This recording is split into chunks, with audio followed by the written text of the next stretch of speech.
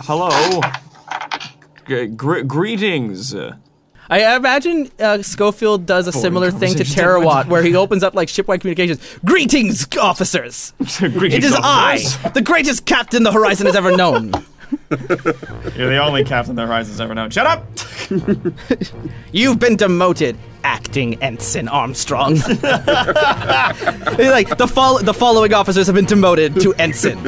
Armstrong, Steve. That is all. And then you turn off That is all. Click. And it's while Steve is like currently in the room. or like in the room, yeah. or at 10 Forward celebrating his birthday. Why are you being so mean? Space, the thing we have to cross. These are the voyages of the U.S.S. Horizon. Its ongoing mission, to seek out new life, to swear it was on stun the whole time, and to boldly claim we can fix it. Welcome to the Terrible Warriors. I am your game master, Justin Ecock, and we are returning to Star Trek Adventures. We wrapped up our last game, and what was going to just be like, oh, this is cool, let's do a one-shot, we're like, this is awesome, we gotta see what happens next. So these are the continuing voyages of the crew of the U.S.S. Horizon, and their journey into the Shackleton Expanse and the stories that will happen. Rather than the last game where I wrote my own story and we played through that, which was the Deep Space Deadline with the Bajorans and the Romulans and the Klingons and all that happening. This game that we're going to be playing going forward is the living campaign that Modiphius has printed. Every month they've been sending me an email going, here's the next chapter in the living campaign, play along and send us in your report. I'm like, well, why don't we just do this on the podcast and play along with everyone? These are released for free to the public. You can sign up right now at Modiphius' website out to the mailing list and they will start sending you these stories to play along. We are going to be playing in the same year, 2371. So this is a 24th century thread. But if that ain't your jam, the living campaign has 2 chapters for each chapter that they put out. One set in the 23rd century and one set in the 24th century. And they're different stories, but they're both part of the same bigger picture. So you gotta play the prequel or you play the grand finale, but they're both happening in parallel to each other. And so we're not going to be playing the 23rd century story on this show, but if that's something that's interesting to do, that's there. And a neat little bit too, the character sheets, they have alternate 23rd century variants for the character sheets if you play on that one that look like the original series aesthetics. That's just cute. I am here at the table, but I'm not playing by myself because that would be awkward. I am returned here by players old and new here to the show. Starting at my left, your right, our science officer. I am Velvet Duke of the Dandies. We do improvised Star Trek comedy shows in Toronto. I am playing Lieutenant Barbeau. Yep. Chief Science Officer of the U.S.S. Horizon. I am the Bajoran. I am the Bajoran connection on this ship. And you have since our last adventure, you remained on Deep Space Nine, and you were helping with the Pentagon. Several months have passed since our last story, and you've been working with reintegrating and helping out with the survivors from the Bajorans that you rescued, and now that has completed, you are returning to Earth for transport to Narendra Station. Yes. And unable to contain himself. Sorry. Because something is... I'm just sitting here thinking, like, I've heard certain circles where it's pronounced Bjorn. That's the Swedish circles. J. Yeah. Sorry. So, Gabriel, well, our commanding officer of the U.S.S. Horizon. Hello. My name is Conal MacBeth, better known in the nerd community as Toronto's greatest supervillain and evil genius, Dr. Terawatt. I am playing now Captain Gavin Schofield. Yes, you've been promoted. I've been promotion. After the events of Deep Space Deadline, the Horizon has returned to Narendra Station for refit and repair, and you were brought back to Starfleet headquarters, where you met with an admiral who commended you for your service above and beyond. You saved those people. You saved those Klingons. You sent the Tal Shiar running, and well done, Captain. And you're like, what? And then they hand you a 4th pib, and they put it on your uniform, and then of course, if you're going to go out into the Shackleton Expanse, you're getting off into the great unknown, a captain should be the first face they meet, not a commander. Don't you agree? And I do agree. Promoted. Have another fancy magnet. Achievement unlocked. Meanwhile, waiting at the hangar deck at Starfleet headquarters, who did not get promoted, but is still flying the ship and making sure everyone gets there on time. You are the one in charge of the runabout that will be returning the newly minted captain and his chief medical officer to Narendra Station, returning also to the show. Brent Morris from the Showhole comedy podcast. I am playing Ensign Steve Armstrong. He is the helmsman of the U.S.S. Horizon, and I am but an ensign and wanting to learn from all these wonderful people. Were you an ensign or were you lieutenant junior grade? No, I'm an ensign. Oh, you're an ensign. Maybe there's a promotion coming for you, because the highest you can go is lieutenant junior grade because you're a junior officer. You gotta work for it. I actually thought you were a lieutenant. I'm sorry. That's okay. You're definitely an ensign. That would be cool. Then I can use that JG thing. The junior grade, Lieutenant JG. Ensign Steve Armstrong. And new to this show, but not to the game or to the hobby itself, we have coming here. My name welcome is, to the Terrible Warriors. Thank you. My name is Joshua Barbeau. I'm an actor. And today I will be playing Commander Conal Haddock. I'm Conal with a K. Conal We don't want to be too confusing. Don't want to be too confusing. Conal with a K, Haddock with a CJ. You're like, I don't want to be Conal. Like, we've already got a Steve on the show. And yes. So Yes. We'll just make sure. My character had his last assignment abruptly end something like 7 weeks ago. Yeah, you might recall while you were dealing with the Tal Shiar with the Romulans, that you were recalled. The Horizon couldn't respond to the rescue efforts because it was too badly damaged, but the Enterprise D had just gone down in near the Armagosa sector. That's correct. And it had crash landed. Thankfully, no one was killed in the crash, but there's now like 1,000 crew members who all need reassignment. And newly promoted Commander Haddock, who used to be Lieutenant Commander Haddock while serving on the Enterprise. On the Enterprise? Has been waiting for reassignment and is now is heading to Narendra Station for reassignment along with everyone. They have a surplus of crew members right now. They got more crew than they got ships. They're like, well, just wait. So he's been waiting for months for reassignment, and it's just sort of been a little awkward. Well, I don't know how you did things over on the fancy Enterprise, but on the Horizon, we do things differently, and that is we do things by the seat of our pants at random with no consultation. Oh, that just sounds like when you were working under Worf. That just sounds like every day. Oh, yes. That sounds like every day under Worf. That just sounds like a bad Geordie experiment. This is like the Enterprise Light. You're telling me that my focus of 23rd century fisticuffs will come in handy? Yes. Unfortunately.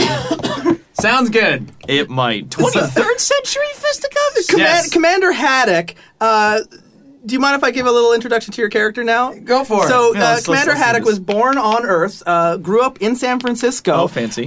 His mother was an attaché to Starfleet, the Diplomatic Corps, and his father was a Beta Z diplomat stationed on Earth who met the attaché, and Imzadi things happened, and then he just left back to Betazoid for his arranged marriage. And someone else. And got married to someone else because the Betazoids still do genetic matching arranged marriage from childbirth. So he took off to go with his real family and left Miss Haddock in San Francisco to now raise a half Betazoid on Earth.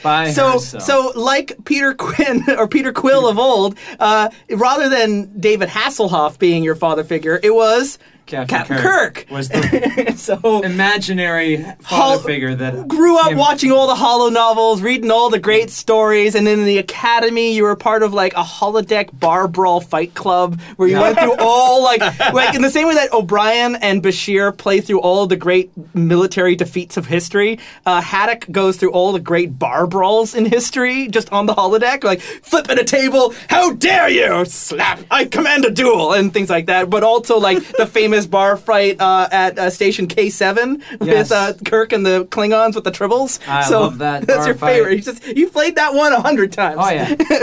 I'm super jealous of my friend Worf, who went back in time and was actually there. That hasn't happened yet. Well, it's because going to. because that was when Worf was on Deep Space Nine. That happens in like a year's time. Sorry, I don't know that. Strike that from the record. Trouble with triples. Did you talk to Captain Picard about his fight with the Nausicaans and try and get some more tips? I did. Sweet. I absolutely did. Nice. He doesn't. Picard doesn't talk. You're about great that. at the two-handed. No, Picard never talked to me when I was on board his ship. You gave him that one piece of advice: always fight with your heart. Yes. He took it too literally. And that's how you ended up on deck 23 for the last 4 years. You feed this fish. So Only enough room for one half Betazoid on the bridge of the Enterprise. It wasn't me. A lot of your they already checked off that token. The affirmative action employing Full Klingon, full human, half of something else. Betazoid? Yeah, Sure. artificial life form. We got the ableism covered here with Geordi. We're good, everyone. You It's a diversity hire. So Lieutenant Commander Haddock on the Enterprise, you were actually working with on the. Your command track, but you were working. I worked with down in the lower decks. You weren't doing a whole lot of decks, other stuff. But you've also got, because of your upbringing, you've got a lot of skills that would have made you a damn good counselor if you had decided to go down the medical track instead and been a ship's counselor. But you just like hitting things too much. So Someone has daddy issues. So you got into the command track, but a lot of your talents and are tied into teamwork, collaboration, and advisors. A lot of your focuses are varied.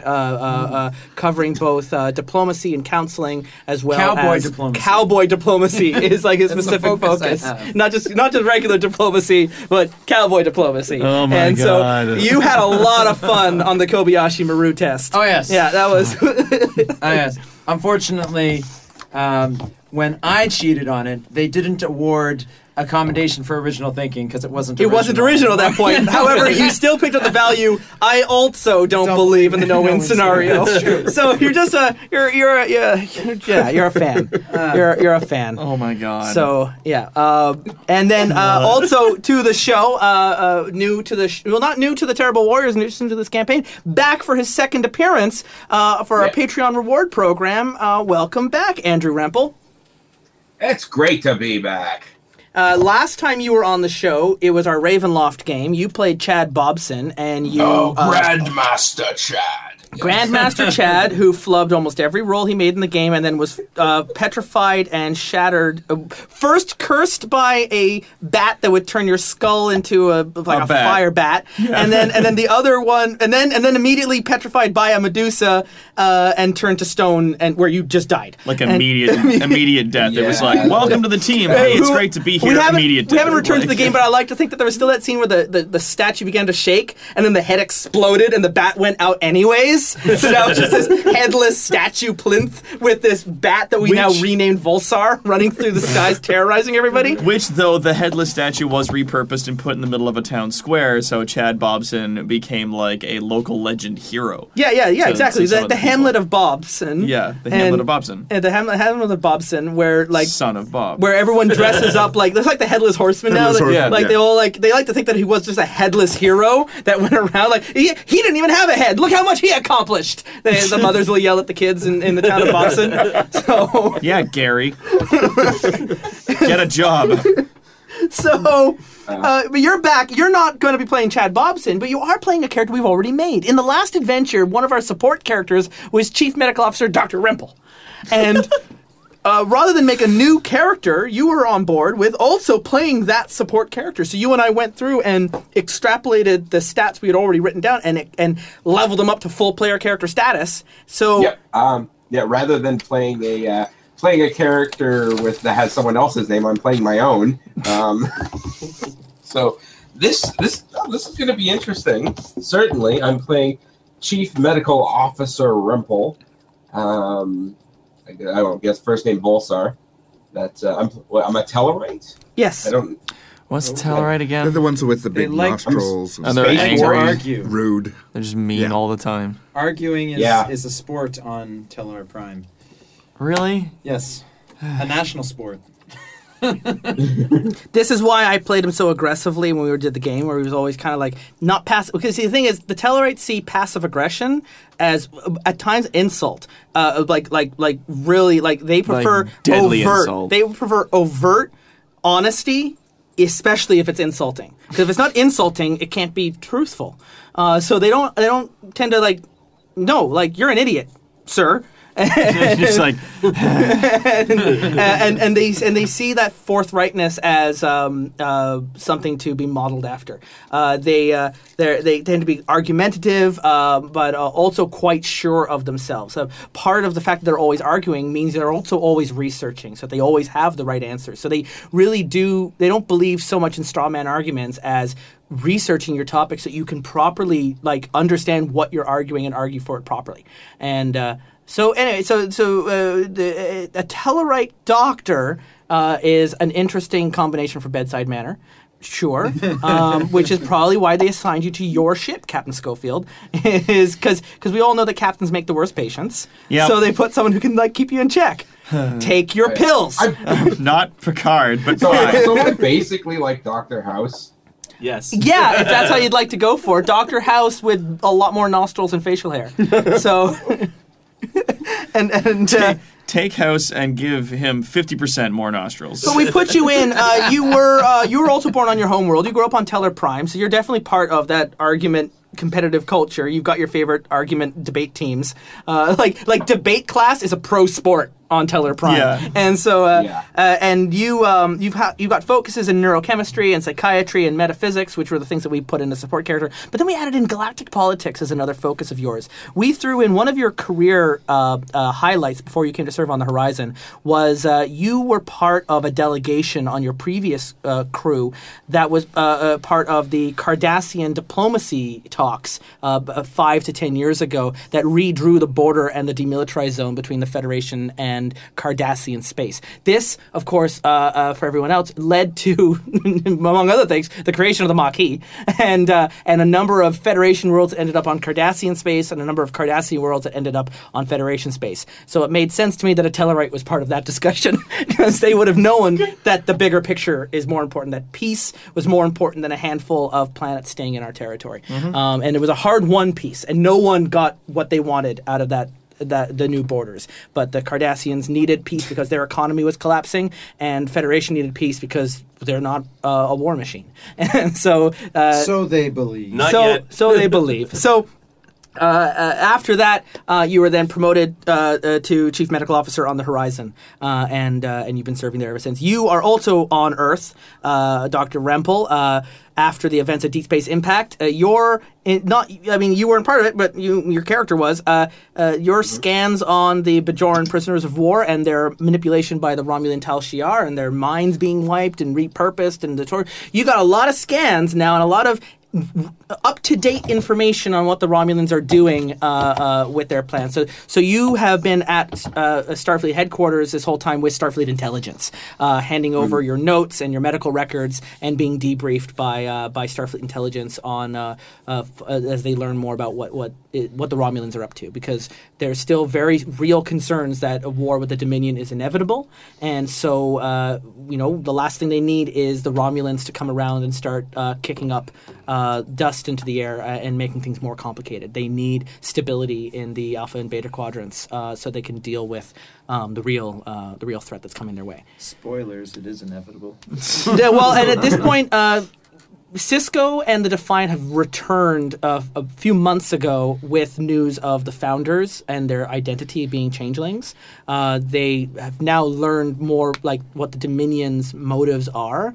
And in the chronology of the show, we are we're months away from war with the Klingons, and then after that, war with the Dominion. So that said, in a bid to try and keep the peace at Narendra Station is why the Klingons are there as a joint task force. If we keep working together, we're not fighting each other. So, We're not. What was the line that the Admiral gave in Discovery? If we're fighting, we're not talking. Yeah. So that's the whole idea of Narendra Station. Is there are those within the Klingon High Council that would like to see peace with the Federation because it's good for everyone.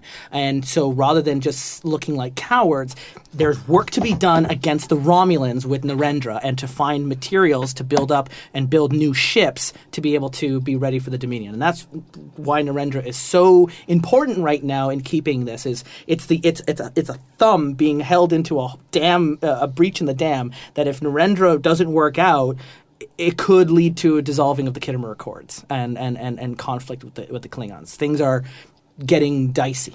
Roughly half of this is going over your head. Yeah, I'm It sorry. just helps me Warp keep track factor of stuff. 2. That's cool. why you But have people beneath I guess you. what's important to know, Narendra is important to stability in the quadrant and Yeah. to peace with these two groups. There we go. And so that was all happening. You've all been on Earth. You arrive at to the runabout Humber, and where your pilot Steve Armstrong is waiting, and you depart Earth en route to Narendra Station.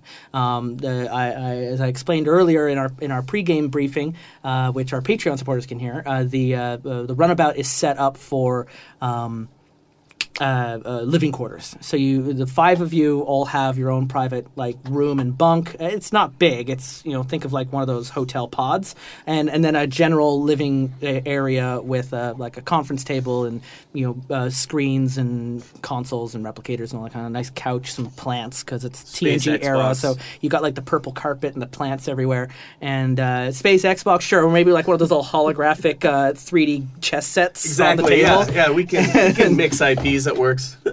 And you've got Commander Haddock is on board as a passenger, and you're like the odd fish out because everyone else is a member of the Horizon, and you're the only one who's not assigned to a ship. I'm just going to keep talking as we get closer to the beginning of this episode. But if you all want to meet each other, I'm happy to play it out. We're on the Fun V, aren't we? Yes. That's what you ought to call it. Yeah. It's a runabout on loan from Deep Space Nine. so don't scratch the paint, Captain. They want it returned. Hey. This is Considering the amount of shit that I did in a Galaxy-class ship... it's a milk runner, right? It only took that much damage. I think we can manage a runabout. You took 3 points of structural damage to your ship. Yes, I did. That is hull breaches. I didn't have to launch the disc. He and went I to didn't warp while destroy. being pulled the into disc. the gravitational well of a black hole. So he did what they tried to do in that Star Trek movie by J.J. Abrams. Yeah. We're not moving to the next letter, so I think we're pretty good. Exactly. Exactly. I think that considering the shit that we had to deal with, we did pretty good. Steve Saylor's Adam Monroe was out there with a cocking gun, just filling in all the cracks on the outside hull, going. Well, He's been in an EV suit for the last 3 months. He's got a beard now. The EV suit has a beard now. Fuck. well, as the newcomer on board, before I engage these fellows in conversation, what does my empathy tell me about the emotional state of these people on board? I mean, they're all actually. Empathy is a specific. I'm an empath. It's written on your sheet here. Yes, I've got it right here. It says that I know. It says the emotions. You cannot choose a sense. It may require a task to put the emotions specific into. Okay, yeah. I mean, I'm not going to put it up to a task. Everyone's kind of at ease, right? You guys can just share your emotions. No one's hiding stuff. You've all. You've had some downtime now. It's like I said. It's been several weeks since the last episode, and it was a mission success. It got pretty stressful, but no one's at odds, and so they're all feeling. I mean, you're all Starfleet officers. This isn't the first time you've been on a bus with someone you don't know. So it's you're all heading back to. If anything, there's an excitement to get back to the mission. To get back to work and to really boldly go and get back to your ongoing mission to get out into the Shackleton Expanse and really discover some new worlds. Gotta go explore some. We literally just dipped our toe in the Shackleton Expanse and got caught up on an intergalactic sleeper agent fucking wackaloo. Jesus. Yeah. Imagine once we put our whole foot in. Yeah, imagine when you actually go swimming, what that's Just going to be like. Let's go check it. We literally like take one step and just into a brick wall. Like, what the fuck? In space, a brick wall in Yeah. space. Yeah, so there's a bit of well, that was cute, but there's a that's bit cute. of yeah. I mean, there's some frustrations. They haven't really started their mission yet, and understand. but everyone's at ease, and you're all sitting around. Meanwhile, Armstrong, you're up there. You receive as you're heading now. You've been at this for a few days, and on your way to Narendra Station, you receive a distress signal on coming in on your shortwave sensors from a nearby planet of Xerxes 4, the distress signal it's an uninhabited Class M planet. This all shows up on your screen that contains no sentient life except for a Federation science team that's been assigned there. The distress signal is just it's just a general SOS. There's no information given. It's just like a beacon has been put up. Boop, boop, boop, boop, boop, SOS distress. No more information given other than the context that the computer is able to automatically bring up that just says uninhabited Class M planet Xerxes 4, one Federation science team assigned to the planet, and then distress. It just came into range as you were coming near Xerxes 4, which means it's not a lot of power. No one else might be hearing this.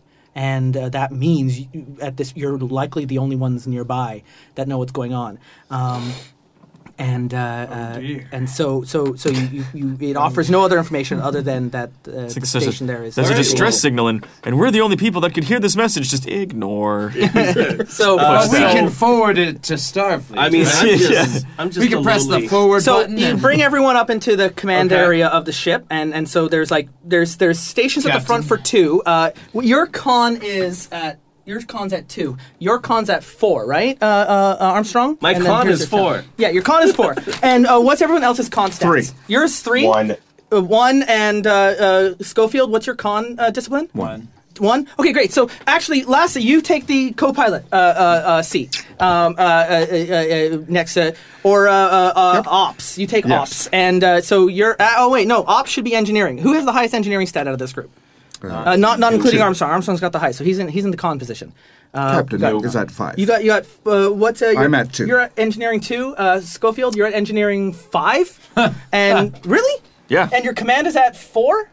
Yeah. That's okay. Okay, so that's cool. So and then There's use for this because I can share my command and you're with engineering. him. You're engineering. Okay, great. So Schofield, you take ops. So you're at the ops position on the ship, and you're at the pilot position, Armstrong, and everyone else, Rempel, Bow, and Haddock. You're just in passenger seats up on the command area as Armstrong has called you up. You've received a distress signal, and as you moving into the planet, and as you guide the runabout towards the planet's surface, and you're coming down, you didn't pick it up on sensors before, but a violent ion storm begins to overload the systems on the ship as you come into the atmosphere. Shit. And We should let someone know where we're going as you before enter we in- disappear. Yes.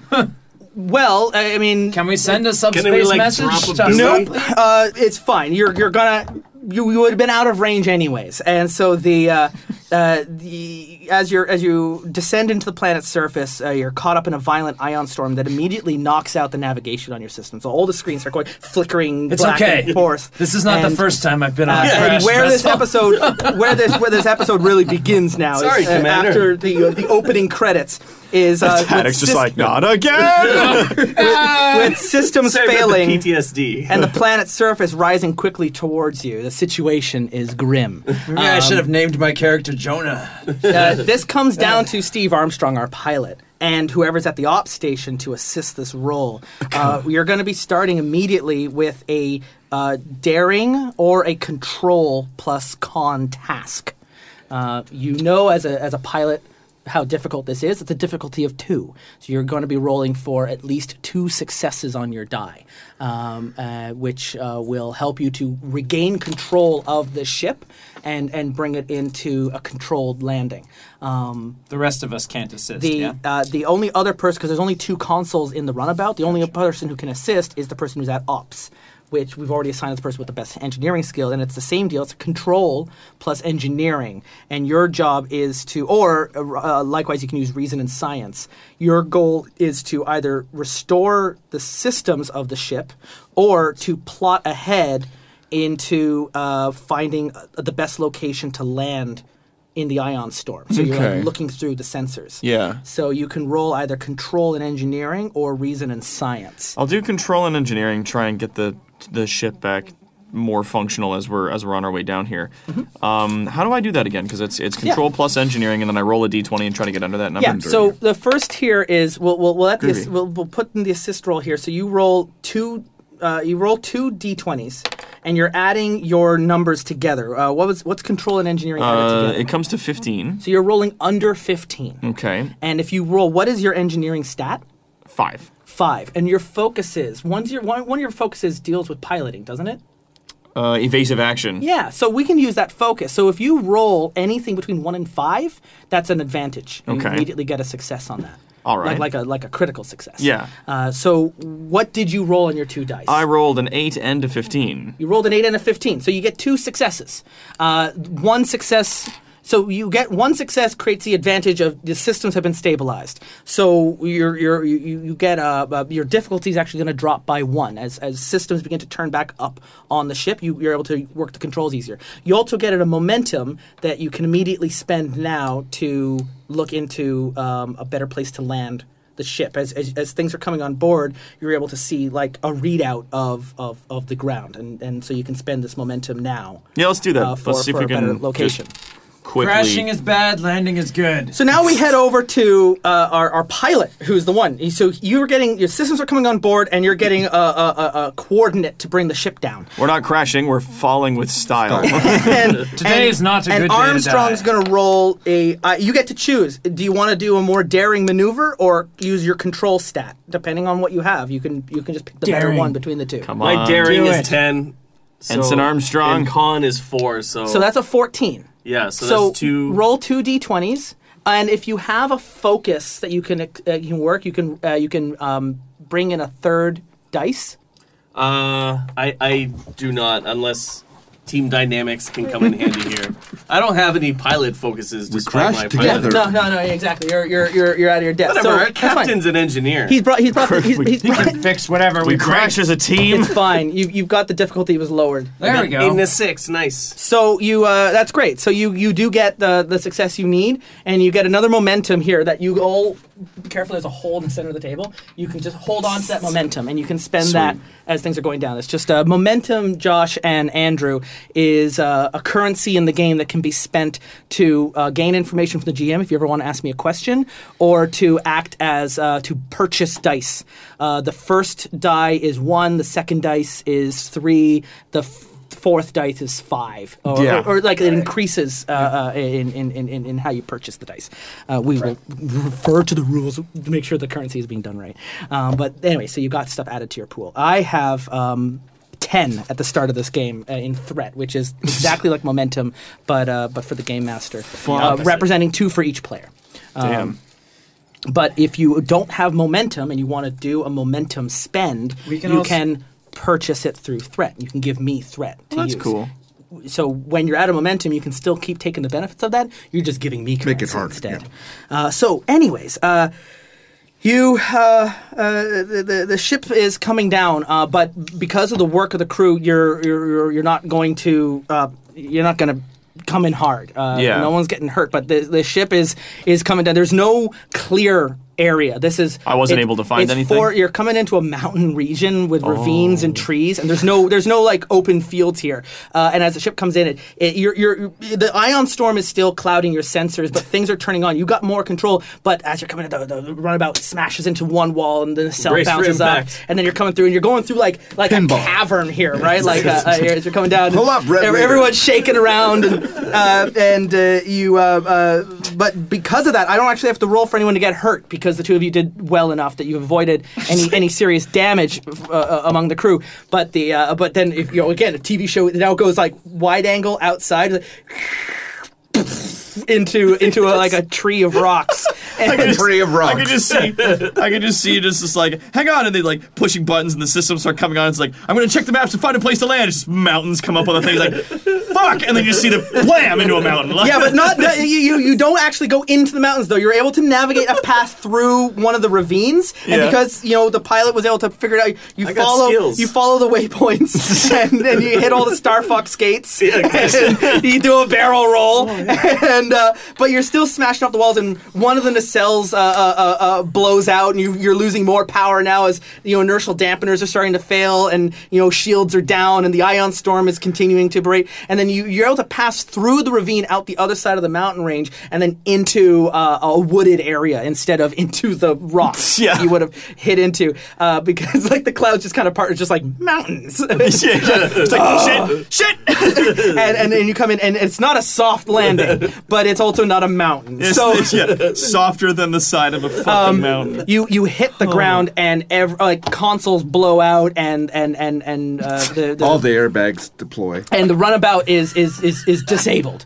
But you look around, it's like, is everyone okay? No one's been injured. No one's been knocked out. You're somehow still in your seats without the seatbelts on. But as you look down, and as soon as it comes to a rest, everything in the ship just goes dead. Everything's just It's like if this was like the cartoon jalopy car, and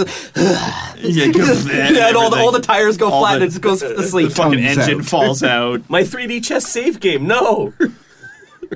So, actually, that went better than it could have. The successes were all, you all rolled perfect round of successes. So, one of them was just going to have, the side of the ship get pulled out, and then I was going to roll to see if someone got ejected, right? And none of that happens, which is, that scene in Lost where the whole ship breaks up, people are just getting sucked out? Yeah. Oh, well. So I don't need to use my emergency response today. That's definitely going to come in on this story. So you didn't get the opportunity to kill Volsar in the first 5 seconds of the cutscene. Believe me, the thought had occurred. Just the top of the fucking runabout blows open, and Volsar, you're sucked into the side of a mountain. Fuck! Thanks for paying. So you're sitting around, you're still inside the runabout, but power is out. The only way to exit the runabout will be to blow the emergency hatch. It's a Class M planet, so you don't have to worry about. It means it's a for Conal, and for those who are new to Star Trek, I think Andrew, you're new to Star Trek too, right? Yep. Yeah. So a Class M planet is Earth. It's a breathable atmosphere. Not every Class M planet is like Earth. Some are more inhospitable than others, but it's a breathable atmosphere with a standard level of gravity and temperature. Like you can walk around on a Class M planet without additional protection. Yeah. So you don't have to worry about depressurizing and having your eyes boiled handy out. So the ship is unresponsive. Schofield, as an engineering background, you're gonna have to get a look at the state of the ship from the outside to see what kind of damage you had, and of course you've got the distress signal from the science station inside the runabout. With the ion storm moving about, it's hard to tell. You can't get a real look on your tricorders, but you'd be able to outside and see how far you are from that science station. Is our black box transmitting? No, the ship is dead. Okay. All systems are down. Ion storms tend to do that. This is like getting hit with an electromagnetic pulse. It's fried your onboard systems. Let's pop the hood and have a look. And that might have been what the distress signal was all about. So. Warning, ion storm. Ion storms happen fast and without warning, and are a trope. We should Star probably Trek. send a message to make sure people know where we are. Comm system shuts off. Peace. They did have your flight path, though. Yeah. If things go real wrong, they'll know where you were going, and you weren't deviating from your flight path when you got this distress signal. And then they'll come out to find us and also crash. How many days away were we due to arrive at? You were we had said it was about a week or two to get to Earth. So yeah, I would say you're about 2 days trip from Narendra. So they're not expecting 2 days. They're not expecting you for another 48 hours. So great, cool. All right. You're inside the runabout, and I've sort of set the situation. What would you like to do? Captain, my systems are dead. I don't think we're going to get much more use out of this runabout. Captain, what would you... You're in... Well, I'm gonna check the damage to see if there's anything I can salvage out of the ship. Okay, so anything that at all. will mean blowing out the emergency hatch, which is they have like charges, and they'll blow out the door. Now, exactly. we know this is Class M, though, right? Yeah. Once we blow out the door, Yeah, we're not going back into this ship, are we? Well, you'll have to... If you repair the systems to the ship, you'll be able to bring up... You'll be able to either repair the doors or get the system, or even replicate the materials necessary. If you can restore power, you do have replicators on board. You can. And I bring can't those do all materials. that from the inside. No, this is like we've seen enough shuttle crashes in Star Trek to know that that's just what happens is you blow out the emergency hatch. You're kicking the window out, right? That's how you're. Yeah, but we know that it's a breathable atmosphere and everything out there. We're not gonna like. Yeah, I managed No to... one's gonna freak out if I push that button and be like, "What are you doing?" Yeah, no, I managed to figure out that it was Class M before everything went dead on my console. How is everyone doing emotionally? Yeah. God damn it. Andrew, how are I'm you an doing? empath. Rumpel is very much annoyed at this new situation that the pilot didn't take the time to scan to make sure it was going to be a safe landing. We didn't crash. Mid-crash. Oh, well, we didn't crash into that mountain. He's just kind of some serious grumbling skill. right now. All right, okay. Well, I He's say to being a Red Bull- Tellarite. Yeah. I say to He's just Rebel, make- we can argue about this later. But Okay. at the same time, he's also probably got his tricord out, just making sure everyone's okay after the landing. Like And- everything turned, like it seemed okay. The but good news is, probably as rough as the landing was to the runabout, the people inside are doing fine. I mean, it's just minor scratches and bruises. No one is hurt. No one's taking any stress damage. So this is, all things considered, pretty good. So anyway, welcome. I could just see him in the back there with his tricorder grumpily looking at people, and you're like, "Dude, I'm fine." And he's like, "How about I be the fucking doctor and you do your job?" Schofield, all right, you're gonna blow I out don't the come hatch to your and be crash site and tell you had a crash. Schofield, you'll be the first to blow out the hatch and exit the Yeah, runabout. I'll blow out the hatch and I will step out of the ship in a heroic and adventurous pose. As you exit the damaged runabout, to reconnoiter your surroundings. As soon as you exit the runabout, amongst the wind and the distant lightning, you hear strange grunts and shrieks. I immediately regret blowing out the hatch. As you stand out there in your heroic pose, you see a perimeter around the crash site. A group of strange Neanderthal humanoids surround the runabout. This is that episode. As from you the stand out in your original own, series. like you start hearing bings coming off the sides of the walls of the runabout as they begin to throw rocks. Oh And man, I fire a warning shot from my no, phaser. let me finish the description. Towards you, raising clubs above their heads, threatening me. All of your attackers wear tattered remnants of Federation-issue uniforms that a science team may wear. And it appears that one of the creatures wields a phaser, although it doesn't appear to know how to fire it accurately yet. So around you, there are 5. There are 5 standing around. 4 of them are the ones throwing rocks and have makeshift clubs. Okay. One of them's holding a phaser, but it's just like holding and like swinging it around like it's a club. Okay. And it doesn't seem to appear. And they're wearing the tattered remnants of what appear to be Science Department Federation uniforms. All right, so my I- immediate assessment is that these things have found and eaten the previous crew that crashed on this planet. And so it is my job then to establish myself as a quote-unquote god amongst their religion instead Prime of food directive. by shooting my phaser above their head in a shut-the-fuck-up kind of motion. As a GM, the meta quality of this is we didn't do this in the last adventure. We're doing a combat encounter. So we're actually going to go turn by turn. Nice. 4 of you are inside the runabout, which is currently granting you 4 cover of dice. Because now that the door has been blown open, it's partial cover. And you hear like the rain of rocks coming in, but some of them are able to get the rocks through the door. You are outside the runabout and are under no cover. This area has 3 zones. Inside the runabout, granting you partial cover. The area around the runabout that grants no cover, the crash site, and then the tree line that the Neanderthals are standing in that will grant you partial cover and even a potential path to escape. we will go through. Unlike D&D, there's the initiative order goes you players, and then me. And we alternate, and you can go in any order that you want to as a team. But after a player goes, then an NPC will go, then a player will go, and then when all the players are done, if there's still more NPCs, I'll finish out my round, and then you all get your second turn. Well, it looks like those fisticuffs are... Yeah, right. Yeah. Right away. In each turn, you get as many different minor actions, which involve, like you can... you all are equipped with Type 2 phasers, tricorders, and comm badges. I also have a MacBeth. Other things that will be, in this case, it's not on your body; it's in your personal effects, the back of the runabout. So you'll have to spend a round to go and get the opportunity for it. A MacBeth is a ceremonial Klingon one-handed blade. Yeah. I also served on board a Klingon ship for a while. As part He was- of the I bet that one Federation crashed, Klingon- too. He was part of a. It He did, was part of a. actually. It did. He was part of a Klingon exchange program. Well, excuse me, Commander Mary Sue.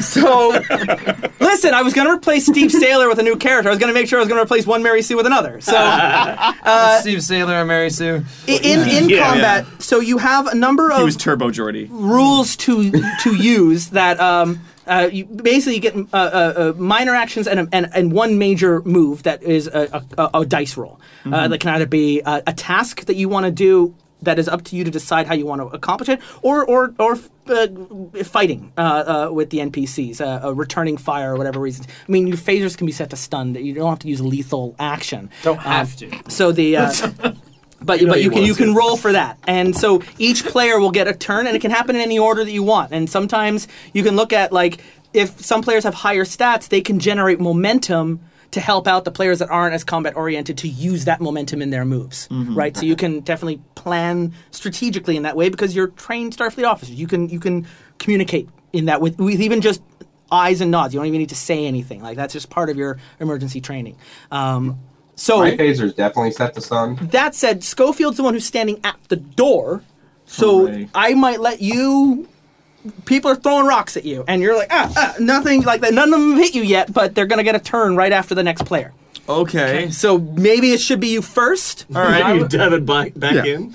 I was Yeah, I think- I was, yeah, let- I was let's going to let Brent grab him go and first. pull him back in. Yeah. Just like the lead door blows off, step out. Time for adventure. Shit. You can Adventure!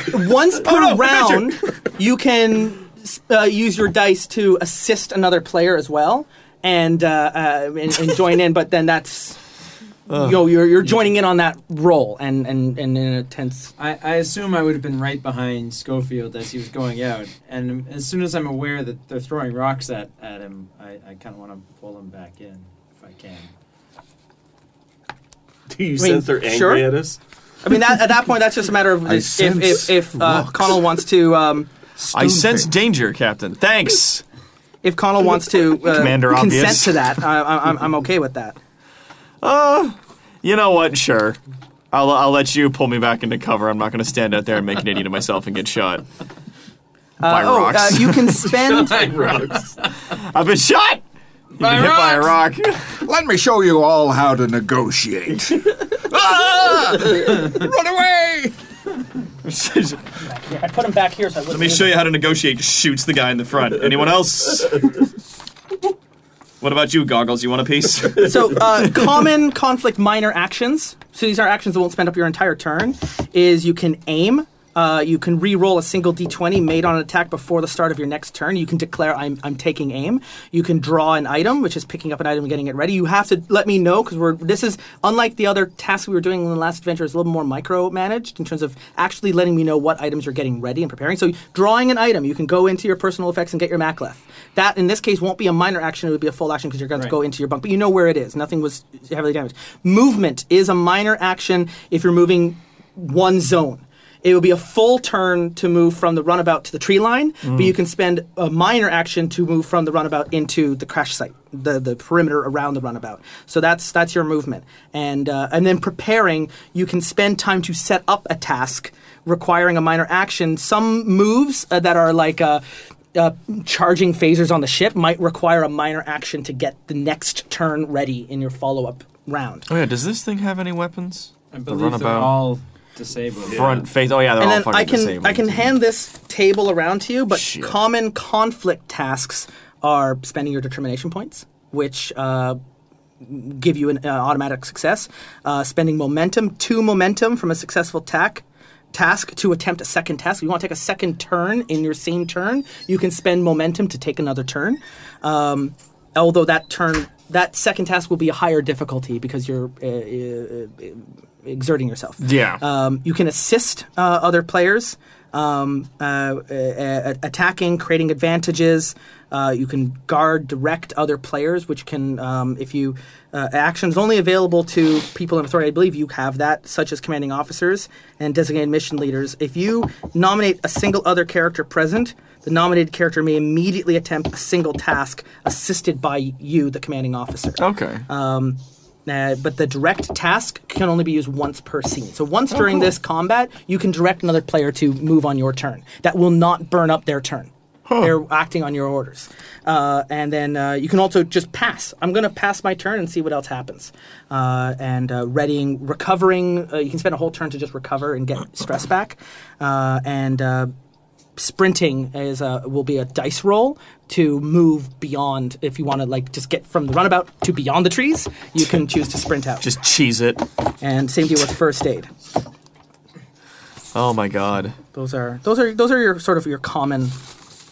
Those are what's, but the same deal. They don't lay out these are all your moves available because it's intentionally left to combine your stats together and just tell me what you would like to do and we can figure that out. Okay, so whose turn is it? Who's going first?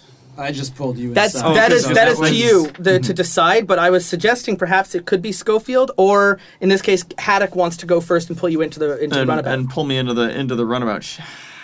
I'm just because I have an idea. What is your idea? Because one of my values is diplomacy is always an option. Good value to have. I want to try diplomacy with my phaser.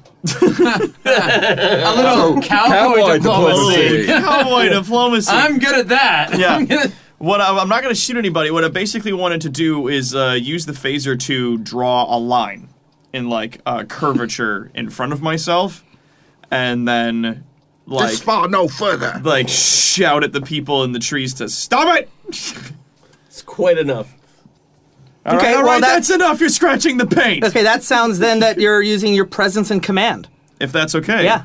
So that's a task there where you're trying to intimidate. Yeah. And you're trying to intimidate them to not move forward. And I'm using my focuses with hand phaser and diplomacy. All right, this will be a difficulty of it's going to be a difficulty of 2. 13. Okay. Because these are you don't even know if they have the reason necessary to understand. But yeah, no, orders. I have no idea if they're even going to understand what I'm saying. So, whenever an ally attempts a task using command, I can spend a momentum to allow them to use my command score and one of my focuses, such as cowboy diplomacy. So in that case, you're right. You have 1 momentum to spend. We do. So you can hand that momentum back to me. spending that, then Yep, I love that. Cool? I love that use of that. Everybody down with that? Yep. So you hand that back. So effectively, you're using my command score, which is 5. Oh, so that's an extra 1. An extra 1, and you get the focus of cowboy diplomacy. So I got to roll. Also, type 2 phasers that you have, you'll see on your characters, they have a 1 hand and charge, which means you can spend a minor action to charge the phaser for sustained bonus damage in the following round. Oh, so okay. You're getting it ready. The weapon has an adaptable energy supply, allowing the potency to be scaled to different levels. The character performs a preparation minor action before attacking with this weapon. They may add 1 of the following damage effects to the attack: area, intense, piercing, or vicious. So area, you can do a wide beam to stun everyone. Oh yeah. But so you get 1 minor action and 1. Dice roll. I'm just going to try to draw a line in front of us. He's cowboy diplomacying it. He's making me very proud. Yeah, I'm pretty sure when you use a focus, what it's doing is now if you roll between 1 and 5, you can create an advantage, or you gain additional momentum. It counts as a critical success. Okay, cool. You get additional dice when you spend with your focuses, or with your values. With your when you spend and because I'm using his discipline and value, so I'm going to roll the 3. Are you? Do you want to spend a minor action to charge the weapon to do a specific built thing. I was just Like, gonna shape just gonna draw that line in the ground with the phaser in front of us. Yeah, no, that's fine. Cool. Like halfway between us and the trees, just like Yeah, that's across an the ground. intimidation roll. Yeah.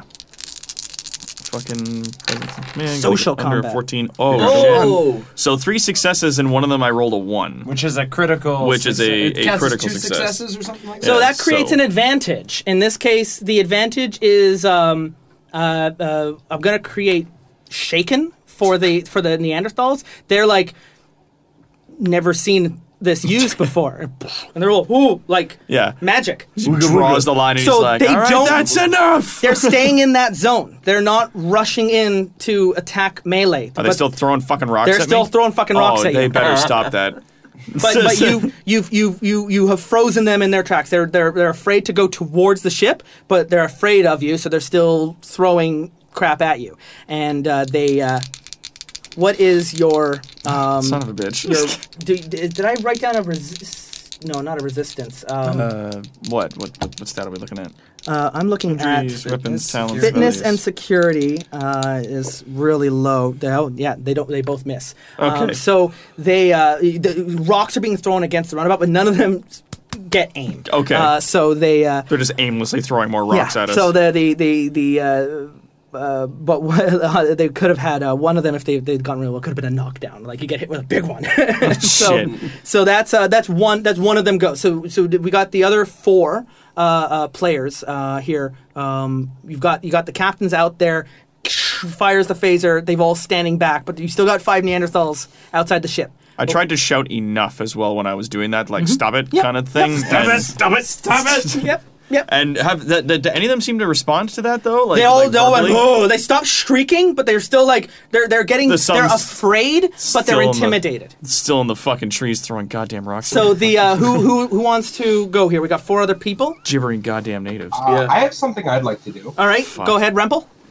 Just, I don't know if I can do this observing from a distance. Like, I wanted to try to assess, does it look like this is some sort of devolution of these people, or have these people actually taken As I said, you're not going to be able to scan through the walls of the runabout, but if you get outside, you can spend the minor action to move into the zone outside. I'll let you get out your tricorder and do a scan.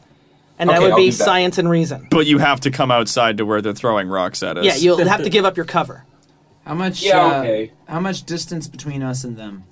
It's zones in the game are a little arbitrary, but the distance is. We got the runabout is zone 1. Like, can I run up and punch one in the face, or is it? They're too 2 far? zones away, so you'll have to spend a sprint move to enter into that zone to get within what's called reach distance. I understand. So that's they're 2 zones away, and because of the captain's actions, they're not coming closer. So they're not going to run towards you anymore. So you'll have to go to them.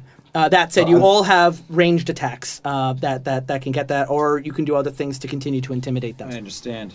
Unless the captain's specifically telling us to stay in the ship. You I'm are. gonna step I will outside. absolutely. You're the doctor. You got a medical tricorder, Rempel. I'm okay with you using your tricorder to try and get a scan from inside the runabout. Totally possible. It's just going to increase the difficulty. So you're going to. I'll step outside. Is like, unless the captain is specifically telling us to stay inside. Nope.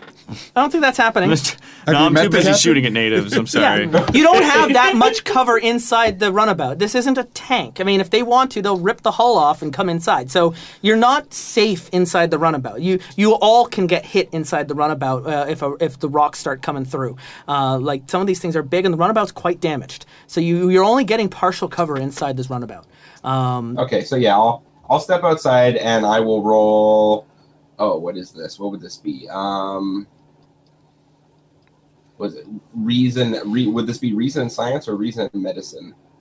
With for the using my medical tricorder. Reason and science. Reason. Well, I would let you use your medical stat because you're using a medical tricorder. Yeah. Okay. Okay. So well, what are that's those 9 two if I'm numbers using- added together? Reason Okay, and am I medicine. rolling 2 dice? For Yep. this? What is reason and medicine added together? Reason, medicine. Okay, so that'd be 14 for me. Cool. So roll 2 d20s, and your number to beat is 14. Okay. Do I can apply focuses to this? Or? If you apply focuses, it will increase your critical success rate, like your range, your critical success range. Metaphysics. I have neurochemistry, psychiatry, metaphysics, and I don't think galactic politics will fall here. But, neurochemistry might help. I mean, it's a medical focus, so I'll allow it. So your medicine is at 5, correct? Yes. So your critical range is now 1 to 5, and you're rolling under 15, right, or 14? And I'm rolling 2 dice. You're rolling 2 dice. Okay, let's see what I get. 15 and a 13, so I got a 13. 1 success. Okay, so you only got 1 success, and the difficulty was 2, so you didn't get enough successes to get the scan through the walls. So and you don't have any momentum to spend. You can purchase another dice to roll by giving me threat. But I would say, or did you go out? He said he went outside. You went outside? I went outside. Oh, okay, all right, fine. You got the 1 difficulty, then you got your success. You're scanning the information. The tricorder is going to give you information in the next round. So you've got you did succeed. You're going to get information, and I will tell it to you. You got a momentum spin. I'm going to put on my board so I don't forget, and I will give you the answer on your next turn. I have 3 more players we got to get through. Using my empathy, my empath trait, talent, am I able to sense if there is a leader among this group? Like, is there one that they are... You don't even need to roll for that. It's the person holding the phaser. I thought it might be. I would like to step out, specifically in front of the captain, because, he's the captain.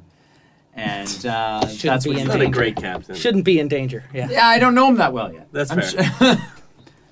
As my training tells me that higher ranked officers are more the valuable. emergency hatch that blew out is wide enough for people to pass. Like, you're not blocking the door, Yeah, Schofield. no. Like, everyone can get out. You blew I'm out the stepping wall. out. I'm standing in front of Schofield, and I am on stun, taking down their leader. Cool. So that's security and... Oh, no, wait, diplomacy. That's what we should have done Security. first. That's Cowboy diplomacy. That would be security and control. for the rest of them that are still standing. That's security and control for a ranged attack.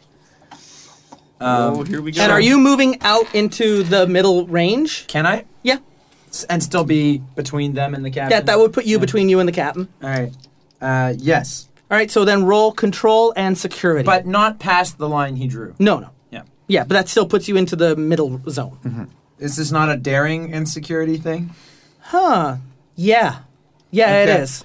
And does my cowboy diplomacy count for this? Yeah, it does. Okay, so I'm rolling 2 dice, right? Yep. And daring plus security. Yep. All right. Well, that's not good. Oh, no. Were they both... I got a natural 20. That's a complication. That's a complication. But the other one is a 6, which So- is below my 14. Okay, so your daring does kick in, and you do you don't stun the leader. You stun one of the other 4, but the complication is you got close enough that the leader saw how it works. That's That's how a these bad things work. Because now he's watched 2 different people use the phaser that he's holding in his hand, and he's like, ugh, and he starts to take aim. Thanks, Prime new guy. directive, now we have to kill him. Because he And- knows how it works. And No. and I rolled a natural 1. So you get what is it says here the damage rating is it's 1/4, so it's a 4. I'm going to be rolling 4 of these here. Cool. So he rolls, he sees what happens. He creates the complication And he just of, starts pushing that's buttons how on this it. works, and he points it at it and just hits the trigger on the phaser, and aiming at Haddock. And 1 and 2 are values, 3 and 4 are blanks, and 5 and 6s are effects. And I just rolled 3 6s. So there's 3... So you just got 3 points of phaser damage shot at you. It's not set to kill, but it's not set to stun, and it burns. Set to maim. It hits you in the center mass, and you get shot. So mark off 3 points of stress, and you've taken a direct phaser blast, so you're going to have a -1 complication on your next move, like a trait of you've been shot. Center mass, God damn it! Been I stunned. You done can got just put down shot. stunned. Yeah, Okay. that makes sense too. So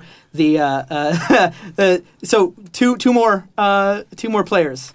I'm gonna shoot at, take aim, and try and stun the. So when you take aim, you can re-roll a single d20 if it doesn't work out for you now. It's out of you've declared aim.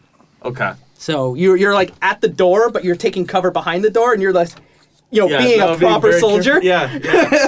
not like leaping out and then using your phaser like it's a lunatics. fencing sword. Yeah. That's what I did, right? Yeah, exactly. Yeah, the two cowboys out front getting shot. You're actually, being smart. So go ahead, Armstrong. Go ahead. It's a control security for firing a phaser. Control security. All right. So I gotta get under 12, and I can re-roll. You can re-roll one of them because you've done aim. This die is going in. And did you have phasers Bad as box one of now. your focuses? No. No. Okay, that's fine. Well, somebody and did. I have, couldn't I have remember a who it was. Type 1 hand phaser though. Yeah, no, you're not. You're a senior staff. I'm going to give you a type. It's the same damage rating, anyways. Type Okay. 1 just means it's hidden. It's his older sheet, so I imagine we got you a type 2. Oh, cool. It's almost like a promotion. Big Yeah. boy now. It's almost like Re-roll that 19. Oh God. 11. Oh, just under. Okay, so you got one success.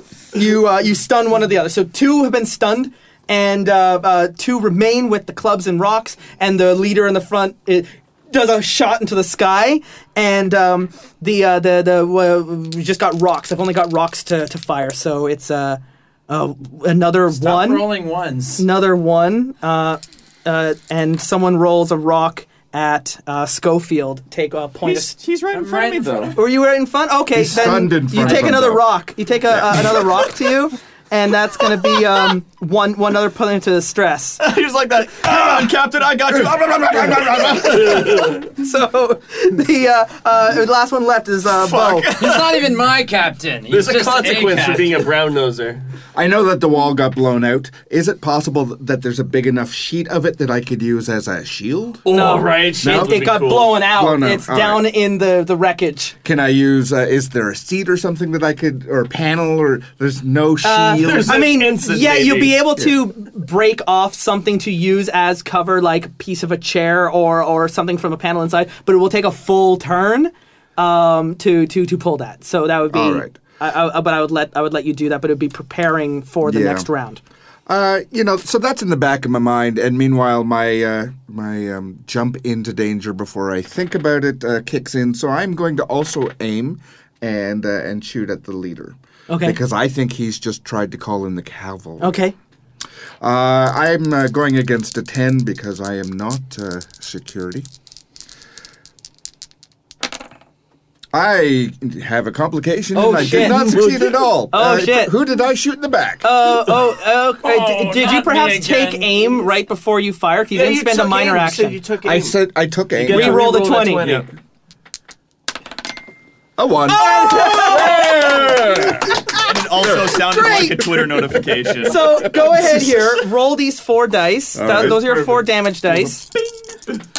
3s are blanks. 3s are blanks. 5 is an effect. So I you have one don't effect. deal damage, which would be the 1 or 2 would be the damage values, but the 5 is an effect. So you do stun the leader that you hit, and they drop the phaser that they're holding. Oh, good. And fall back as they've been hit with a phaser set on stun.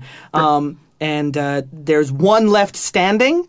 And they're going to throw a rock at the only person who's standing there, but they roll a 19 and a 16. None of those are going to work. So they toss a rock, drop their club, and run. Oh, really? Cowboy diplomacy at work. At this point, Rempel, your medical tricorder has completed its scan, because this all happened in seconds.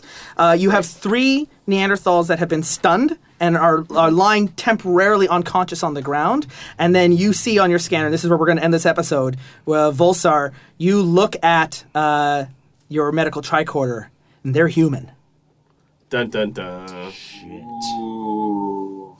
And we'll join next time here on the Mystery of Xerxes 4 as the storms continue to move in.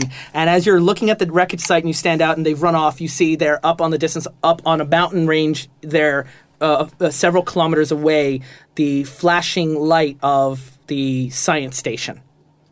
The one that which was is in distress. At least like it's several kilometers through heavy terrain. But that is the runabout is trashed. You don't have the materials to repair it. They will have materials at the station. You'll be able to respond to the distress call, and you've got human Neanderthals running around on this alien Federation world in tattered uniforms. Federation outfits. And we'll come back next week to find out what's happening here on Xerxes 4 with the crew of the Horizon wrecked runabout of the Humber here on Terrible Warriors. I'm your Game Master, Justin Ecock, with my players here around my table. Velvet Duke of the Improv Dandies. Dr. Terawat. Brent Morris from the Showhole Podcast. And Joshua Barbeau. And here on Discord, our Patreon supporter. Andrew Rumpel, a.k.a. Volsar. And we'll see you on the next episode here on Star Trek Adventures, The Rescue at Xerxes 4. The Terrible Warriors continue to play Star Trek Adventures every Sunday as we play through the Living Campaign. For more information on Star Trek Adventures and the Living Campaign, visit Modiphius.com. And during the week, the Terrible Warriors are still playing their one-shot games every Tuesday and Thursday. For an accurate list of our schedule, visit TerribleWarriors.com. If you like what you're hearing and you want to hear more, consider supporting us on Patreon at patreon.com/terriblewarriors. Not only will you get access to exclusive debrief episodes that only Patreon supporters get to hear, but you may also be mentioned in a game as our NPCs, locations we've gone to, name of the ships we blow up, and of course, you could join us right here at the table as our special guest. Follow us on Twitter at Dice Warriors, and we'll be back next week and every week as we continue to play Star Trek Adventures every Sunday, right here on the Terrible Warriors.